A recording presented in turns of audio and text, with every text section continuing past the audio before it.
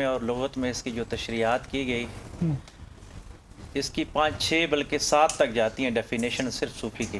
صوفی ہوتا کون ہے؟ تو لفظ صفا سے ہے، ٹھیک ہے. پھر صفائی قلب سے ہے صوفی، کہ باطن کی تطہیر کرنے والا اس کو صوفی کہتے ہیں. اصحاب صفا کے ساتھ حضور علیہ السلام کی بارگاہ میں بیٹھنے والے وہ خوش نصیب لوگ جن کو اصحاب صفا کہا جاتا تھا. آج بھی مسجد نبوی شریف میں جائیں تو ان کا جو چبوترا ہے وہ بلند ہے باقی مسجد نبوی سے. وہ صفا کے لوگ تھے جو تطہیر باطن کے لیے در نبوت پہ بیٹھے رہے.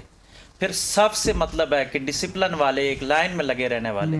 پھر ایسی صف جو پہلی صف میں رہنے والے، نیکی کے کاموں میں پہلی صف میں رہنے والے.